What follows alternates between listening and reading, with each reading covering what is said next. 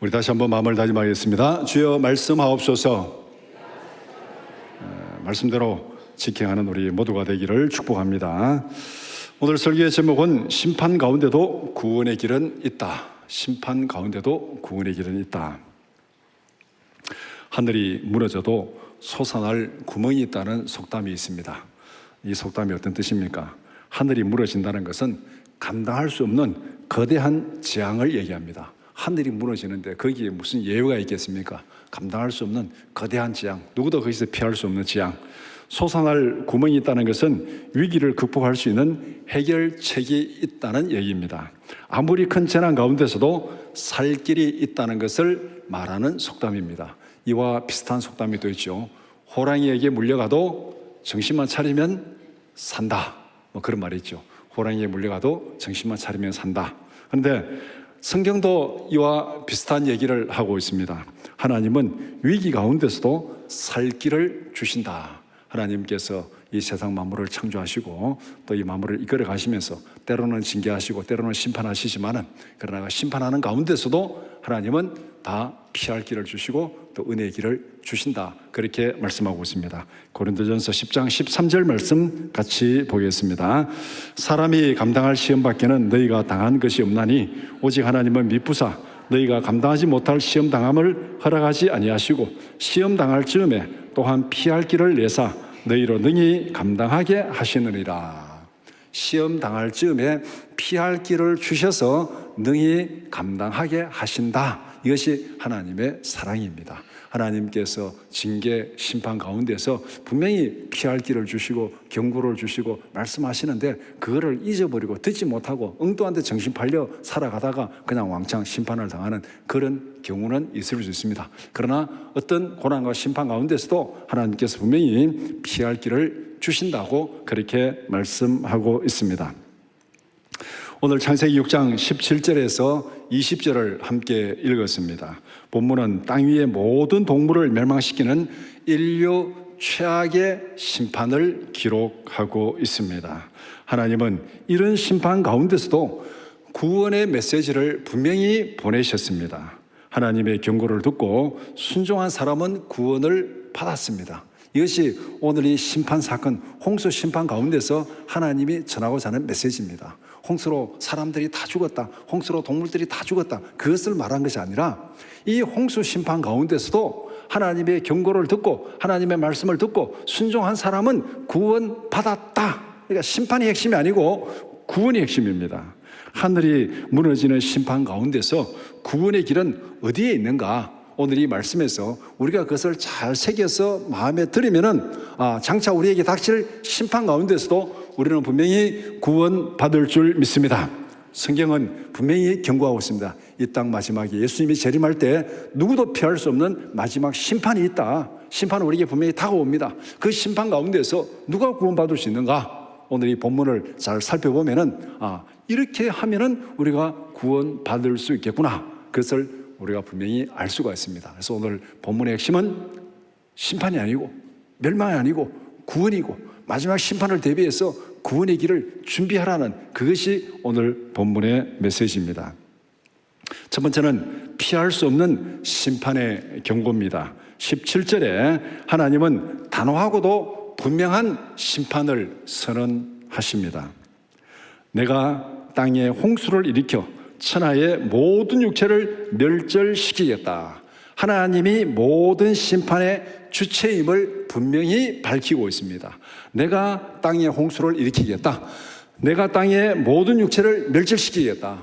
주어는 분명히 하나님이십니다. 우리가 무슨 심판이 우연히 오는 것이고 천재지변이 우연히 생긴 것이다 그렇게 말하기도 하는데 하나님께서 분명히 심판의 주체라는 것을 말하고 있습니다.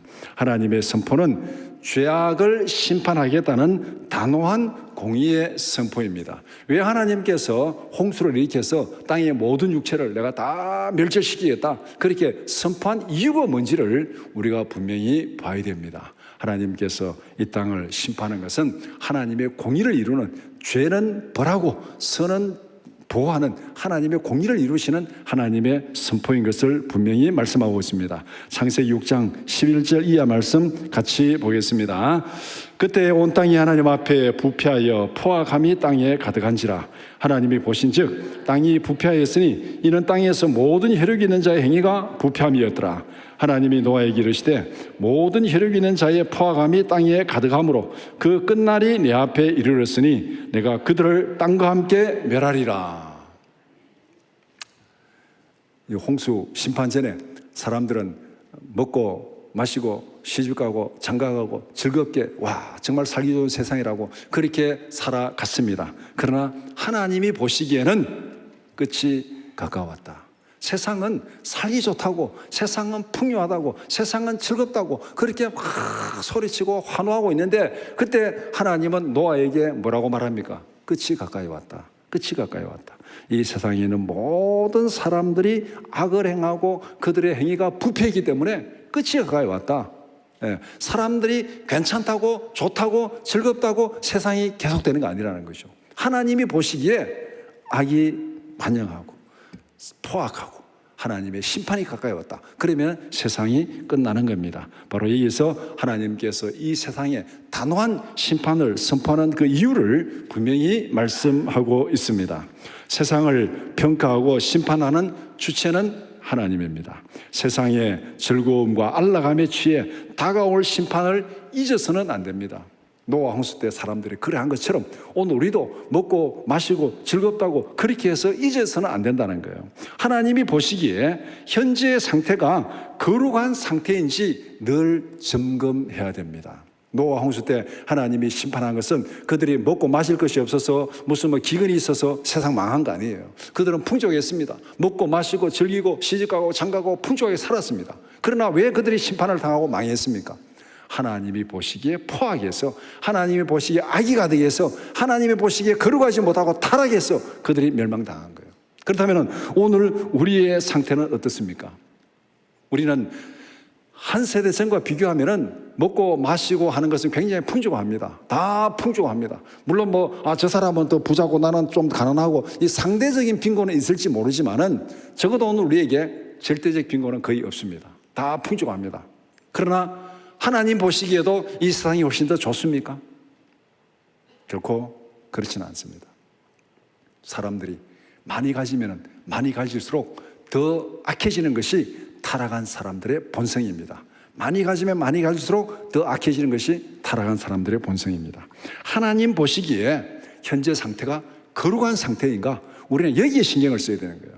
세상이 먹고 마시고 풍족하고 즐겁다 거기에 정신 빼앗기지 말고 지금 우리가 살아가는 이 상태가 하나님 보시기에 거룩한 상태인가? 하나님 보시기에 정말 끝이 가까이 온 상태인가? 그것을 늘 점검하면서 살아가는 것, 이것이 바로 오늘 이 홍수심판 경고를 통해서 우리에게 주시는 경고입니다. 내가 내 인생의 주인이라는 착각을 버려야 됩니다. 내가 괜찮다고 해서 괜찮은 거 아니에요. 세상이 괜찮다고 해서 괜찮은 거 아니에요. 하나님 보시기에 끝이 가까이 왔다 하면 끝이 오는 겁니다. 이 모든 평가의 주체, 심판의 주체는 하나님입니다. 내가 주인이 아닙니다. 심판의 경고를 무시하는 사람들은 죽음을 피할 수 없습니다. 홍수 심판뿐만 아니라 소돔성 심판 때도 그랬습니다. 세상은 괜찮다고 얘기합니다. 세상은 즐겁다고 얘기합니다. 세상은 풍족하다고 얘기합니다. 세상은 기쁘고 즐겁다고 소리치지만은 그러나 그것이 운명을 결정하는 것은 아닙니다. 하나님이 끝이라고 하면 끝인 거예요. 소돔성 심판 때도 노아 홍수 심판 때도 그랬습니다. 창세기 19장 12절 이하 말씀 같이 보겠습니다. 그 사람들이 롯에게 이르되 이 외에 내게 속한 자가 또 있느냐? 내 사위나 자녀나 성중에 내게 속한 자들을 다 성 밖으로 이끌어내라. 그들에 대한 부르짖음이 여호와 앞에 크므로 여호와께서 이곳을 멸하시려고 우리를 보내셨나니 우리가 멸하리라. 롯이 나가서 그 딸들과 결혼할 사위들에게 말하여 이르기를 여호와께서 이 성을 멸하실 터이니 너희는 일어나 이곳에서 떠나라 하되 그의 사위들은 농담으로 여겼더라. 소돔성은 그 지역에서 가장 풍요롭고 가장 풍족한 도성이었습니다. 그런데 가장 풍요롭고 가장 풍족한 도성이 가장 타락하고 죄악이 가장 번성한 도성이었습니다. 그래서 하나님께서 이 성을 멸하려고 천사들을 보냈습니다. 보내가지고 내가 멸할 테니까 다 너에게 속한 자 다 이끌어내라. 그래 롯이 나가지고 이제 약혼한 사위들 보고 가자, 이 땅 명한다, 이 성 명한다 하니까 그 사위들은 농담으로 여겼더라. 무슨 소리 하십니까? 지금 풍족하고 이 즐겁고 이 화려한 이 성이 멸망한다니요? 지금 치매 걸렸습니까? 막 이렇게 얘기했을 거야. 치매 걸렸습니까? 그래서 농담으로 얘기했더라. 결과는 그들은 소돔성이 망할 때 다 함께 멸망당했습니다.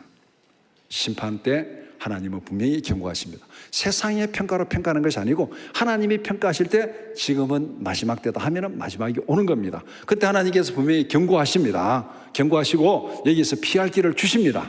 피할 길을 주시는데 그 피할 길을 무시하고 자기 생각대로 가는 사람들은 거기에서 죽음을 당할 수밖에 없습니다. 예수님이 재림하시는 마지막 심판 때도 마찬가지입니다. 노아 홍수 때도 사람들이 경고를 무시하고 먹고 마시고 즐거워하다가 멸망당했고, 소돔 고모라가 심판당할 때도 하나님의 경고를 무시하고 먹고 마시다가 멸망당했고, 예수님께서 오실 때 마지막 심판 때도 하나님은 분명히 경고를 주십니다. 경고를 주시는데 그 경고를 무시하고 먹고 마시는데 정신 팔리면 멸망당한다고 분명히 말씀합니다. 마태복음 24장 37절 이하 말씀 같이 보겠습니다. 노아의 때와 같이 인자의 맘도 그러하리라. 홍수 전에 노아가 방주에 들어가던 날까지 사람들이 먹고 마시고 장가들고 시집가고 있으면서 홍수가 나서 그들을 다 멸하기까지 깨닫지 못하였으니 인자의 임함도 이와 같으리라. 땡땡 건너뛰어서 그러므로 깨어있으라. 어느 날에 너희 주가 임할는지 너희가 알지 못함이니라. 너희도 아는 바니 만일 집주인이 도둑이 어느 시각에 올 줄을 알았더라면 깨어있어 그 집을 뚫지 못하게 하였으리라. 이러므로 너희도 준비하고 있으라. 생각지 않은 때에 인자가 오리라. 너희도 준비하고 있으라. 이 준비하고 있으라는 말은 무슨 말이겠습니까? 내가 경고를 주겠다. 경고를 줄 때 그 말씀을 듣고 준비하고 깨어 있으라. 그러면은 심판 가운데서도 구원받는다. 하늘이 무너져도 솟아날 구멍이 있다. 분명히 하나님께서 말씀하십니다. 믿음으로 결단하며 선포합시다. 세상의 안일함을 버리고 하나님 앞에 깨어있는 예배자가 되자. 세상에 먹고 마시고 거기에 취해가지고 다 잊어버리지 말고 하나님 앞에 깨어있는 예배자가 되자. 하나님이 보시기에 지금 우리의 상태가 어떤가? 하나님 보시기에 지금 우리의 상태가 타락한 상태인가? 하나님 보시기에 지금 우리의 상태가 끝이 가까운 상태인가? 하나님 보시기에 지금 우리의 상태가 거룩한 상태인가? 여기에 늘 관심을 가지고 깨어있는 예배자가 되어야 하늘이 무너져도 살아날 구멍이 있다는 것입니다. 두 번째는 남은 자를 위한 생명의 언약입니다. 하나님은 모든 것을 멸하는 심판 속에서도 구원의 언약을 주십니다. 18절에 노아는 내가 내 언약을 세우리니, 땅 위에 있는 모든 육체가 다 멸절당하리라. 그러나 하나님께서 노아는 내가 내 언약을 세우리라. 여기도 분명히 하나님이 주옵니다. 내가 언약을 세우고 내 언약을 세우겠다. 내가 세우겠다.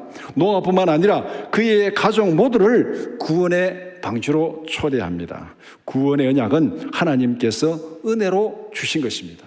앞에 심판도 하나님이 주체입니다. 하나님이 홍수를 주시고 하나님이 심판하십니다. 거기에서 구원받는 것, 내가 홍수가 왔는데 헤엄을 잘 쳐가지고 내가 구원받았다.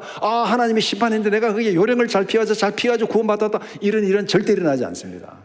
내가 아무리 요령을 잘 피우고 내가 아무리 안전한데 피하고 내가 아무리 수영을 잘해도 하나님의 심판에서 피할 자는 아무도 없습니다.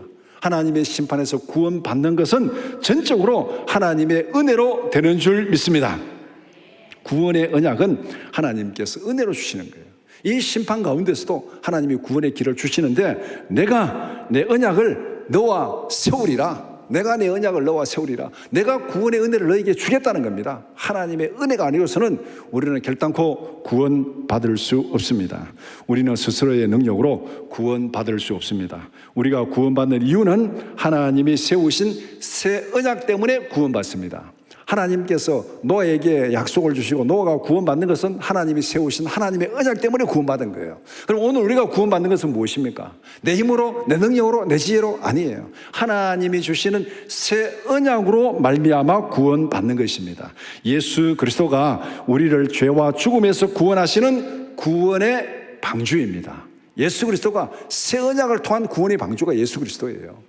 십자가, 예수님의 십자가가 새 언약을 통한 구원의 길이고 구원의 방주입니다.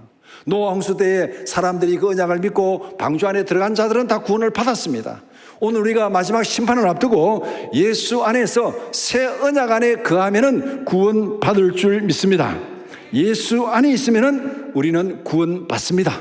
아멘입니까? 성경이 전하는 메시지 이거예요. 다 요약하면은 다 뜯어내고 딱 남는 거, 예수 믿으면 구원받는다.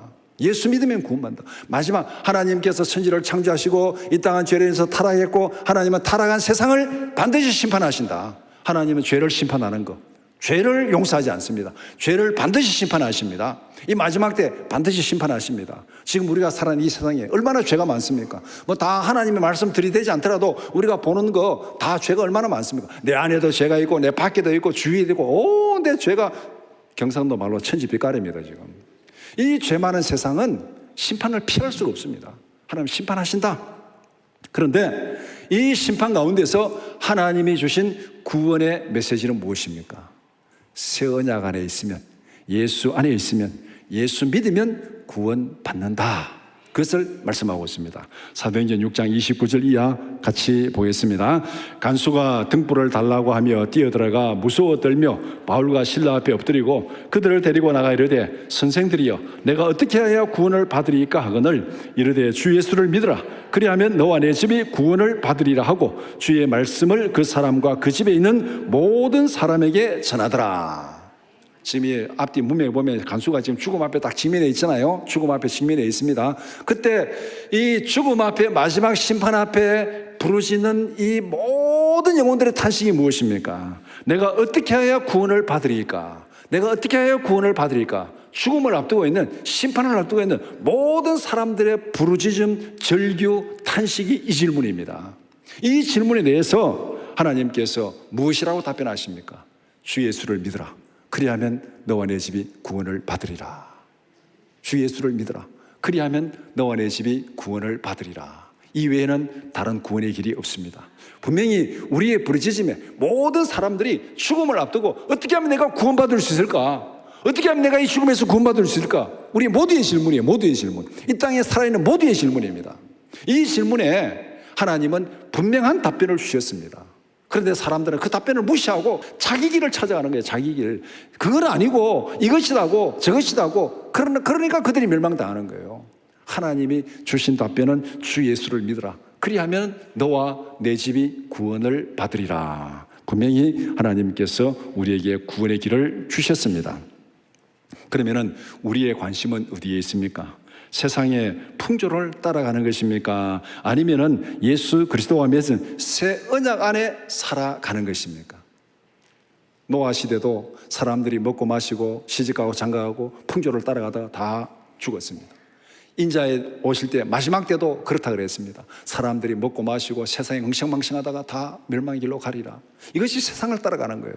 그러면은 우리는 어떻게 해야 되는가? 예수를 믿으면 구원받는다. 예수 그리스도와 맺은 새 언약 안에 있으면 구원받는다. 그렇다면은 우리의 삶은 세상의 풍조를 따라가는 것이 아니라 예수 그리스도 안에 있는 새 언약을 따라 살아가는 삶이 되어야 됩니다. 그 삶이 바로 로마서 12장 2절에서 말하고 있는 삶입니다. 같이 보겠습니다. 너희는 이 세대를 본받지 말고 오직 마음을 새롭게 함으로 변화를 받아 하나님의 선하시고 기뻐하시고 온전한 뜻이 무엇인지 분별하도록 하라. 창세기 6장에는 노아의 삶의 모습이 이 모습이었습니다. 세상 사람들은 먹고 마시고 즐거워하고 이 맑은 하늘에 무슨 홍수냐 말도 안 되는 소리라고 그렇게 세상 사람들은 따라 살아갔어요. 그런데 노아는 그 세상을 본받지 않았습니다. 무엇을 본받았습니까?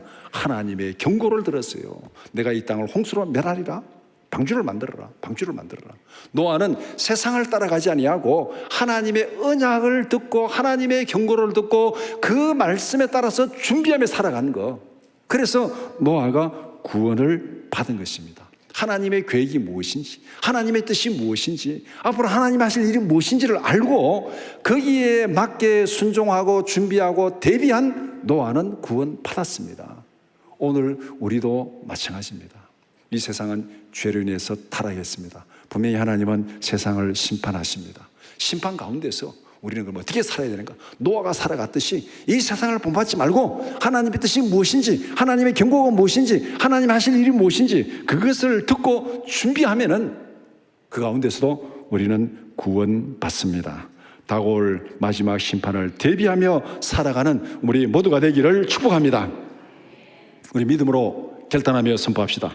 나와 내 집은 오직 새 언약 백성으로 살겠습니다. 세상을 따라가지 말고 세상이 괜찮다 그게 괜찮은 게 아니에요. 그게 하나님이 판단하실 때 끝이다 하면 끝이에요. 그러니까 우리는 세상이 뭐라고 하든지 간에 새 언약 백성으로 예수 안에서 살아가는 우리 모두가 되기를 축복합니다. 세 번째는 생명을 보존하시는 하나님의 은혜입니다. 하나님은 심판 가운데서도 모든 생명체를 돌보셨습니다. 왜냐하면 하나님이 창조자잖아요. 하나님이 생명을 창조했습니다. 하나님이 세상을 창조했습니다. 그러니까 하나님은 모든 생명체를 사랑하십니다. 혈육이 있는 모든 생물을 암수 한 쌍씩 보존하게 하십니다. 이게 무슨 의미입니까?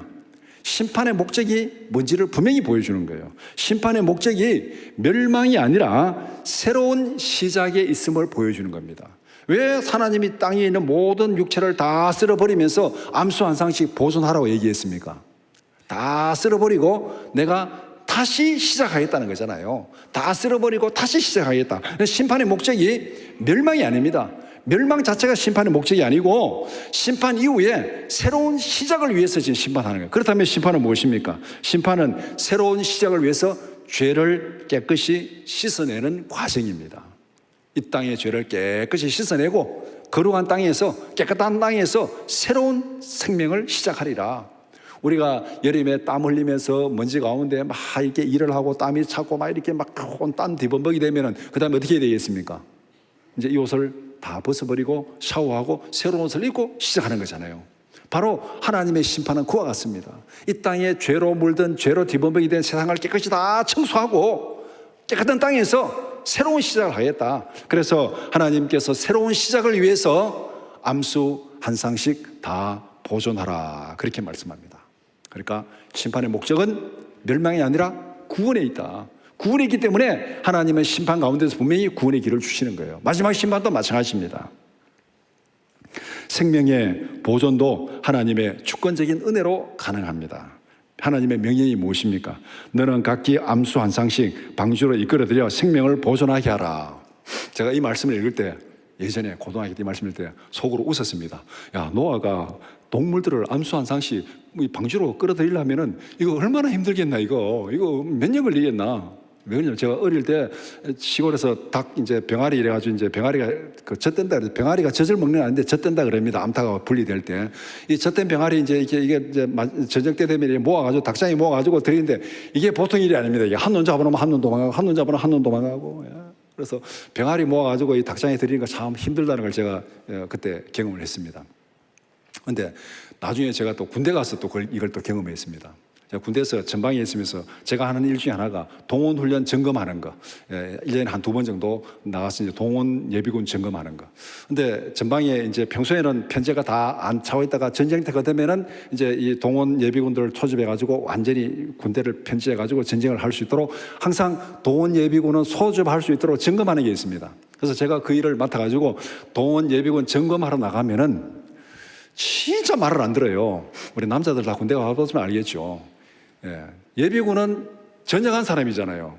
현역은 신병 이제 이 후배잖아요. 선배가 후배 말 들을 리도 없고 평소에 멀쩡한 사람도 예비군 입혀놓으면 이거 완전히 개차반되는 거예요. 남자들은 다 아마 이해하실 거예요. 예비군 보고 입혀놓으면 사람이 이상하게 변합니다 이게. 그래서 이 연병장에 가지고 한 200~300명 모아놓고 그거 출석 부르면서 다 이제 점검하고 다 점검하는데 간단해요. 그냥 출석 1시간이면 다 끝나는데 그거 하는데 하루 종일 걸립니다. 여기 한 놈 불러놓으면은 도망가가지고 반나가지고 와서 뒤에 가서 라면 끓여 먹고 또 뭐 불러놓으면 또 도망가고 하여간 예비군 해놓으면 완전 사람이 개차만 돼요. 그걸 보면서 야, 노아가 이거 동물들 다 끌어모으려 그러면 이거 진짜 뭐 홍수 오기 전에 가능하겠나? 그런 생각을 한 적이 있습니다. 그런데 이 말씀이 어떻게 진행됩니까? 하나님의 명령은 너는 각기 암수 한 상씩 방주로 이끌어들여 생명을 보존하게 하라. 이 명령만 하면 노아가 와, 방주 짓는 것도 힘든데 하나님, 야, 이거 다 어떻게 내가 끌어모으겠습니까? 사자 불러놓으면 호랑이 도망치고, 호랑이 불러놓으면 늑대 도망치고, 고양이 잡아놓으면 쥐새끼 도망치고, 이거 어떻게 하겠습니까? 내가 못합니다 할 수 있는 상황이에요.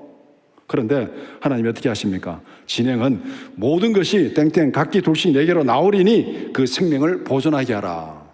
그 생명을 누가 모아준다는 겁니까? 하나님이 다 모아줍니다. 하나님이 다 노아 앞으로 인도하면은 너는 그냥 문 앞에 서서 철석만 부르고 넣으면 돼. 노아가 잡으러 다닐 일이 없어요. 철석만 부르고 넣으면 돼. 그 모아주는 분은 하나님이십니다. 이것이 하나님의 진짜 큰 은혜인 줄 믿습니다.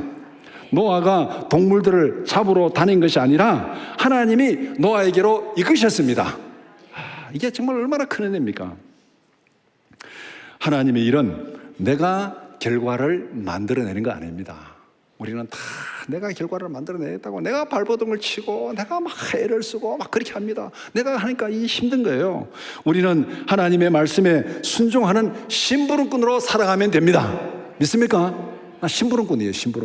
심부름꾼은 뭡니까? 심부름꾼은 시킨 대로 하면 됩니다. 시킨 대로 하면 돼요. 내가 기도하고 순종하면 하나님이 응답하시고 채울 줄 믿습니다. 아멘입니까? 이게 심부름꾼이에요. 내가 심부름꾼 참 노아가 어떻게 했습니까? 방주 만드니까 방주 만들고 딱 준비했어요. 그러니까 동물들은 누가 채워주십니까? 하나님이 채워주신 거예요. 하나님이 다 모아가지고 노아에게 지금 채워주는 겁니다. 말씀에 순종하고 준비하면은 필요한 것을 채우시는 분은 하나님이십니다. 우리는 딱 어깨 힘 빼고 심부름꾼으로 살아가면 돼요. 심부름꾼으로. 그러면은 우리가 훨씬 스트레스 적게 받을 수 있습니다. 내가 뭐를 해야 되겠다고 막 하면은 정말 스트레스 쌓입니다. 그러나 딱 내려놓고 나는 심부름꾼이다. 하나님 시키는 대로 심부름꾼이다. 이렇게 살아가면은 우리 인생의 스트레스가 한 80% 남아 없어질 거예요. 심부름꾼으로 순종하고 기도하고 준비하면은 나머지는 하나님이 채우시고 하나님이 인도하십니다. 그러니까 이런 믿음이 있을 때 항상 기뻐하라, 쉬지 말고 기도하라, 범사에 감사하라 가능한 거예요. 이런 믿음이 있을 때. 이 믿음이 없으면 그것이 불가능합니다. 우리 믿음으로 결단하며 선포하겠습니다. 내가 내 인생의 주인이 아니라 하나님의 심부름꾼으로 살아가겠습니다. 하나님이 시키는 대로 심부름꾼으로 살아가고 또 하나님의 순종하고 준비하면 그 위에 하나님의 풍성한 은혜가 채워질 줄 믿습니다. 말씀을 정리해 봅시다. 하나님의 경고에 귀를 기울이라. 하나님은 심판하시기 전에 반드시 경고하십니다. 홍수 심판 때도 그러했고 소돔 고모라 심판 때도 그러했고 마지막 심판도 그러할 줄 믿습니다. 하나님 분명히 경고를 주셨어요. 주 예수를 믿으라. 그래야 너와 내 집이 구원을 받으리라. 예수 안에 있으면, 새 언약 안에 있으면 구원 받는다. 하나님 분명히 경고 주셨습니다. 그 경고를 무시하고 자기 마음대로 살아가는 사람은 마지막 심판대에서 멸망당할 것입니다. 하나님의 경고의 말씀을 듣고 믿음으로 준비하라. 경고를 주시는 목적은 죽이는 것이 아니라 살리는 것입니다. 믿음으로 순종하는 자는 심판 가운데서도 구원받습니다. 우리는 이 땅에서 하나님의 심부름꾼으로 살아갑니다. 심부름꾼은 시키는 대로 하면 됩니다. 우리의 심부름에 하나님이 채우시고 인도하시는 은혜가 있기를 축복합니다. 우리가 하나님의 경고를 듣고 말씀에 순종하고 기도하고 딱 마음의 그릇을 준비하면은 하나님이 채우십니다. 이거는 개인이나 교회나 마찬가지입니다. 우리가 하나님 앞에 준비된 마음 그릇을 가지고 있으면은 하나님이 채우십니다. 우리 교회가 기도하고 말씀으로 성령으로 준비되면은 채우시는 분은 하나님이신 줄 믿습니다. 이 믿음으로 우리가 준비하고 순종하고 하나님 앞에 준비되면은 하나님이 채우시고 하나님이 인도하십니다. 이런 은혜를 누리며 살아가는 우리 모두가 되기를 주님의 이름으로 축원합니다.